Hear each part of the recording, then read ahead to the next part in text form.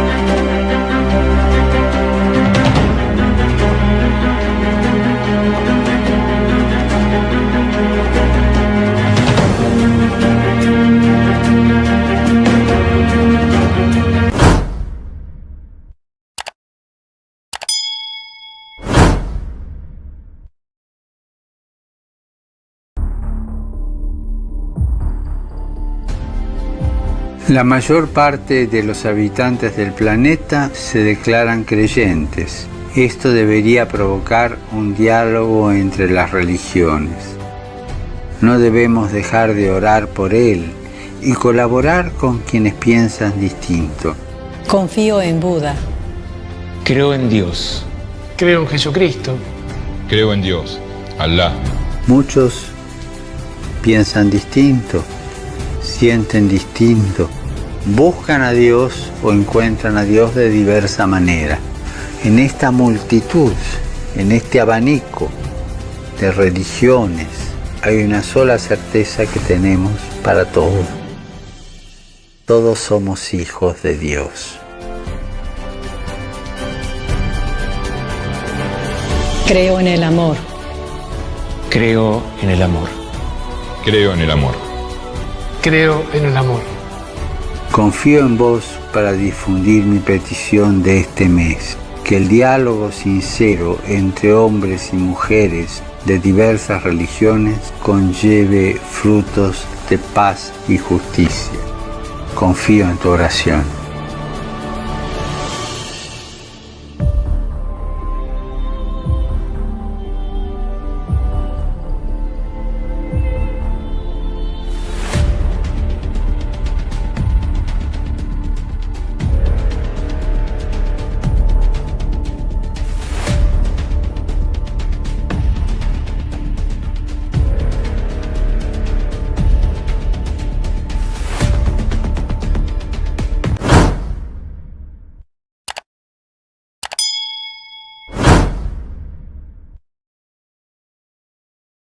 Memang saya sejak awal saya dekat dengan Yayasan Universitas Peace Sedunia, Yayasan Perdamaian Dunia. Itu jadi, di Indonesia? Jadi itu tadinya ada di Manado, sekarang ada di Jakarta, dan pusatnya di Amerika. Yayasan ini persatuan bergerak di bidang gereja atau bergerak di persatuan pendeta? Ini yayasan kerjasama antar umat beragama. Kalau misalnya di Manado ada Badan Kerjasama Antar Umat Beragama Manado, tetapi itu Badan Kerjasama Antar Umat Beragama Sedunia. Sedunia. Yang memulai di Korea dan punya kantor itu di Amerika. Di gedung PBB ada salah satu yang disiapkan oleh fasilitas di sana, pemimpin. Jadi itu memang berada di United Nations, di gedung PBB. Ya. Dan sampai hari ini yayasan ini ada juga kantor Jakarta. Ada, ya. Memang saya tahu sekali ini yayasan ini. Yayasan ini dia bekerja kerjasama antar umat beragama dan lakukan hal-hal yang menciptakan damai.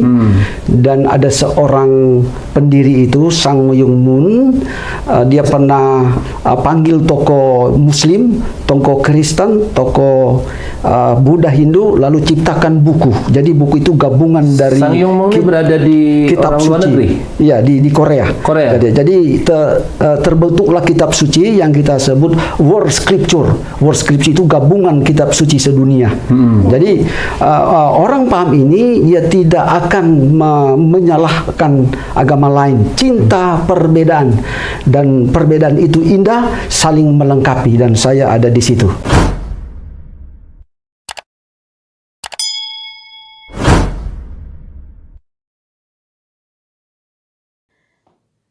Saudara-saudaraku yang terkasih, saya bersyukur ternyata Bapak Dance Mumek ya, itu juga tidak ketinggalan memberikan komentarnya di channel Rina Solihin yang membahas tentang dirinya, teman-teman. Wow, ini sebuah kehormatan ya bagi saya, dan saya lihat beliau memberikan satu komentar saja, tapi banyak direspon juga ya oleh saya dan oleh yang lain-lain, tetapi beliau tidak memberikan lagi komentar-komentar berikutnya, teman-teman. Dan komentar ini ya, saya pikir harus saya sharingkan dengan teman-teman semua, supaya apa? Supaya apa yang kita bahas tentang one world religion itu semakin clear, teman-teman. Ya. Untuk tidak berlama-lama, saya akan membacakan komentar dari Bapak Dance Mumek ya, tentang apa yang saya katakan, yang saya bahas di video saya tentang beliau. Tapi sebelumnya teman-teman, silakan subscribe dulu bagi yang belum subscribe, dan juga di like ya, dan nanti setelah Anda mendengarkan video ini dan Anda berikan komentarnya, teman-teman. Supaya apa? Komentar itu sangat penting bagi saya sebagai nutrisi ya, sebagai nutrisi bagi saya, supaya saya semakin bergairah lagi, semakin bersemangat lagi untuk membuat konten-konten pengajaran yang alkitabiah. Ya. So, teman-teman, bagi teman-teman yang belum menekan lonceng ya di channel Noverina Solihin, silahkan teman-teman tekan dulu, supaya apa? Supaya video-video terbaru saya bisa update terus ya. Jadi teman-teman tidak ketinggalan dengan video-video saya berikutnya, teman-teman. So, baiklah, untuk tidak berlama-lama, saya akan membacakan komentar dari Bapak Dance Mumek, teman-teman. Ya, dia menuliskan, salah satu program pemerintah kerjasama antar umat beragama. Ya, ini menunjukkan penyatuan agama-agama dalam kerjasama. Penyatuan agama bukan menciptakan semua agama menjadi satu pemimpin, tetapi saling menasehati dan melengkapi untuk menuju pertumbuhan iman yang menciptakan kedewasaan rohani. So, teman-teman, jadi Pak Dance mengatakan bahwa pemerintah katanya juga punya program ya, kerjasama antar umat beragama. Saya belum pernah mendengar. Kerjasama apa ya?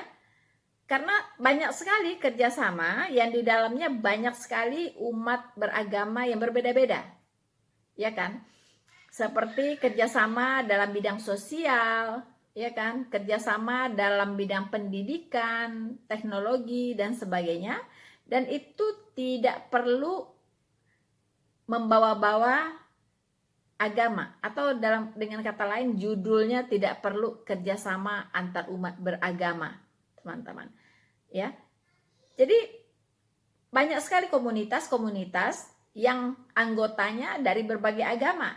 Itu memang banyak, tetapi tidak memakai label organisasi agama. Ini menunjukkan penyatuan agama-agama dalam kerjasama. Ini kurang jelas, sedikit rancu ya apa yang dimaksud. Jadi penyatuan agama-agama dalam kerjasama. Mari kita lihat kalimat berikutnya. Penyatuan agama bukan menciptakan semua agama menjadi satu pemimpin. Ya, jadi maksudnya tidak akan menjadi one world religion yang dipimpin oleh satu pemimpin di dunia ini. Ya, tidak akan ke sana katanya. Tetapi saling menasehati dan melengkapi untuk menuju pertumbuhan iman yang menciptakan kedewasaan rohani. Nah, ini yang membingungkan teman-teman. Tujuannya adalah untuk saling menasehati dan melengkapi menuju pertumbuhan iman yang menciptakan kedewasaan rohani. Bagaimana caranya, Pak Dance? Ya, bagaimana caranya? Bukankah setiap agama itu punya standar tersendiri? Ya, punya standar moral yang berbeda-beda semua agama ini. Ya, punya standar moral yang berbeda. Bagaimana bisa saling melengkapi? Ya, misalnya saya ingin melengkapi atau ingin menasehati begitu ya, ingin menasehati saudara-saudara Muslim misalnya. Nah, saya akan katakan poligami itu sama dengan zina menurut ajaran Alkitab. Ya, seorang laki-laki hanya boleh punya satu istri. Seorang wanita hanya boleh punya satu suami, satu istri untuk seumur hidup sampai maut memisahkan. Ya. Dan suami istri tidak boleh bercerai kecuali karena zina. Nah, dan kalaupun menghadapi kasus zina kemudian bercerai, nah, suami dan si istri yang sudah bercerai ini tidak boleh menikah lagi. Karena kalau dia menikah lagi dengan yang lain, maka itu dia berzina. Nah, apakah ini saya bisa berikan masukan? Apakah tentang ini bisa saya berikan masukan kepada Muslim, teman-teman Muslim? Tentu tidak, karena standar mereka berbeda. Ya, satu suami boleh punya 4 istri, bahkan lebih. Ya. Nah, ini tidak ada ajarannya di dalam kekristenan. Jangankan 4, 1,5 pun tidak boleh. Ya kan? Harus 1 sampai maut memisahkan. Nah, bagaimana dikatakan bisa saling melengkapi? Bagaimana cara melengkapinya? Sekali lagi, tidak mungkin ya dalam organisasi ini orang bisa saling menasehati dengan tujuan untuk pertumbuhan iman. Nonsen, ya, karena standar kebenarannya berbeda-beda dari setiap agama. Jadi tidak mungkin begitu, tidak mungkin bisa. Nah, jadi jangan terkecoh, ya, teman-teman juga jangan terkecoh kalau ada organisasi-organisasi yang sejenis ini. Itu hati-hati, ya, pelan-pelan digiring, ya, digiring nanti kepada tujuan akhirnya adalah penyatuan agama, one world religion. Bahkan mungkin itu sudah terjadi, ya, itu sudah terjadi. Buktinya apa? Pak Dance sendiri mengatakan sudah ada kitab sucinya, gitu. Nah, kalau sudah ada kitab suci bersama, berarti agama ini sudah disatukan. Kalau tidak disatukan, tidak mungkin ada kitab sucinya. Begitu. Kitab suci ini untuk siapa? Ya untuk bersama. Berarti agama ini sudah disatukan. Jadi saya kira Pak Dance tidak menyadari ini. Ya kan? Kurang kritis mungkin ya. Jadi tanpa sadar beliau ini sedang terbawa ya di dalam arus yang diprakarsai oleh antikristus. Tapi kalau melihat cara Pak Dance menceritakan bahwa dia aktif di perkumpulan itu dia sangat antusias dan sangat bersemangat dan seperti bangga sekali begitu dia ada di dalam itu. Artinya beliau ini tidak menyadari bahwa dia ada di dalam satu arus ya yang akan membawanya ke dalam rancangan antikristus, yaitu one world religion. Ya. Teman-teman, one world religion itu nyata, teman-teman. Itu bukan wacana. itu bukan asumsi, itu bukan opini, itu bukan karangan bebas, bukan, ya. Saya yakin Pak Dance dalam hal ini itu tidak berbohong. Dia menceritakan apa adanya dia, ya. Dia ada di organisasi itu, dan organisasi itu memang ada. Namanya adalah World Peace Foundation, Yayasan Perdamaian Dunia. Begitu. Ya, itu memang benar, memang ada. Anda bisa buka di Google. Kalau saya sudah mendengar ini sudah beberapa tahun yang lalu, karena kami di gereja suka membahas tentang eskatologi, tentang akhir zaman. Jadi sudah lama sebenarnya tahu tentang rancangan ini, begitu. Ya, akan adanya one world religion, ya, one world economic, one world politik, ya. Bahkan one world economic akan ada satu mata uang dunia, ya. Kalau hari ini Eropa itu sudah punya satu mata uang yang sama. Jadi seluruh negara Eropa mata uangnya satu, yaitu euro. Nanti akan dicanangkan ini mata uang Asia. Akan ada satu mata uang nanti. Semua benua ini, benua Eropa satu mata uang, benua Asia satu mata uang, ya, benua Afrika satu mata uang, benua Amerika satu mata uang, ya kan? Nah, akhirnya nanti akan digabung menjadi satu mata uang dunia. Ya, akan muncul lagi satu mata uang dunia. Teman-teman. Dan akhirnya ada satu sistem ekonomi dunia. Semua akan mengerucut ke sana. Ya, sama dengan agama. Agama Kristen disatukan dulu. Ya. Agama Kristen bagaimana cara menyatukannya? Yaitu dengan konsep satu tubuh Kristus. Ya, satu tubuh Kristus itu dianggap adalah Kristen seluruh dunia. Iya kan? Satu tubuh Kristus. Padahal Alkitab jelas mengatakan bahwa tubuh Kristus itu adalah satu jemaat lokal. Ya.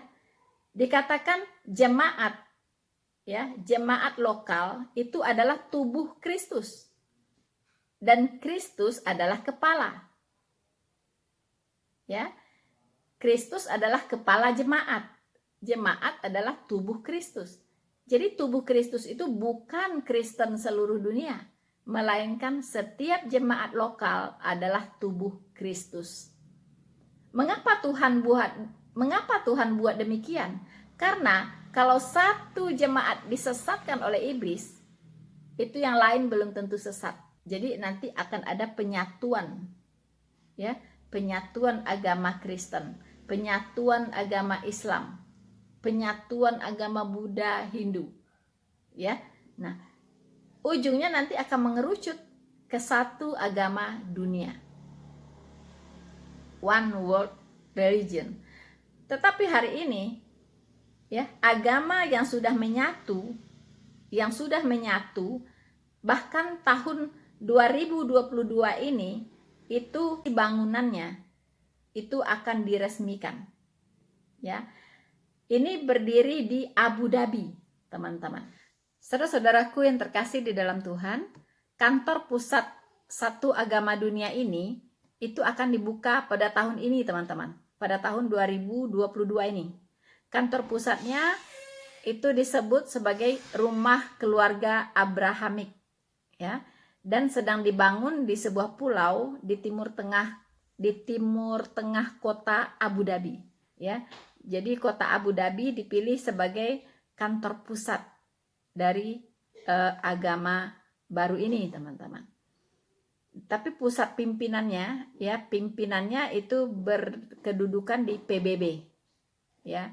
Tapi kantor pusatnya itu di Abu Dhabi.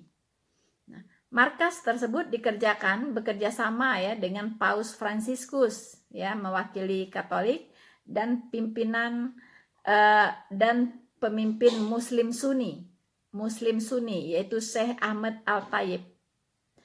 Setelah mereka berdua menandatangani perjanjian perdamaian global, teman-teman, yang disebut dengan dokumen persaudaraan manusia untuk perdamaian dunia.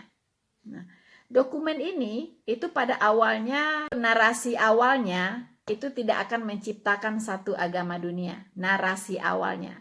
Namun akhir-akhir ini narasi palsu ternyata ini teman-teman, ini narasi palsu sudah mengarah kepada pembentukan agama baru, satu agama baru, agama dunia yang dinamakan agama Abraham. Ya, agama Abraham teman-teman. Jadi ini gabungan dari agama Islam, agama Kristen, dan agama Yahudi. Nah, itu informasi yang saya dapatkan, ya, saya dapatkan seperti itu, ya teman-teman. Nah, nanti seperti apa sih rancangan secara keseluruhan dari antikristus ini di akhir zaman? Ya, baiklah, saya akan menampilkan sebuah tayangan pembahasan tentang hal ini, teman-teman, pemaparan tentang akhir zaman yang berhubungan dengan antikristus dan rancangan-rancangannya menuju satu agama dunia, satu politik dunia, dan satu ekonomi dunia. Selamat menyaksikan.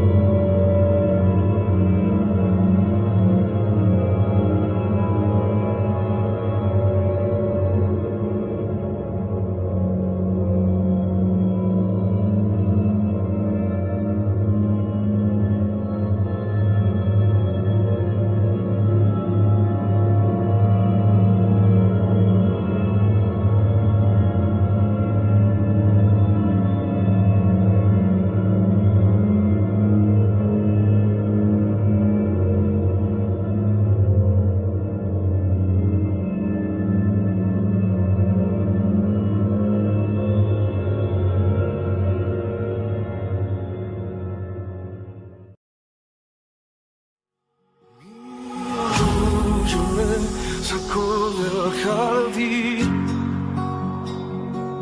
su humildad puso el jardín en mí.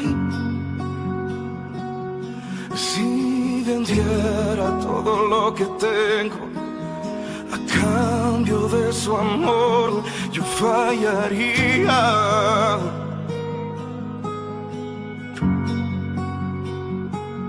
Porque su amor no se compra ni se merece.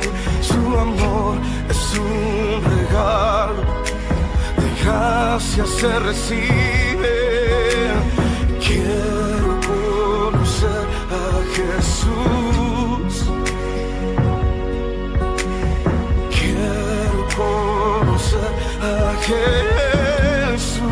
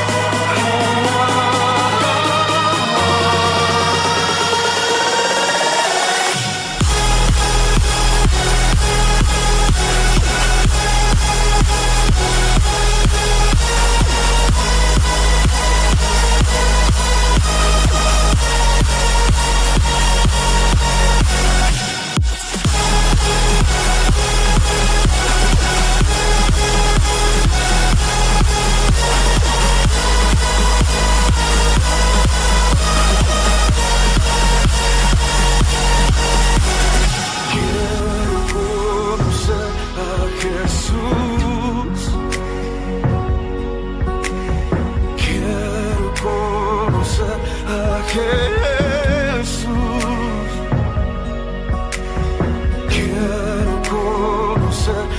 Jesús.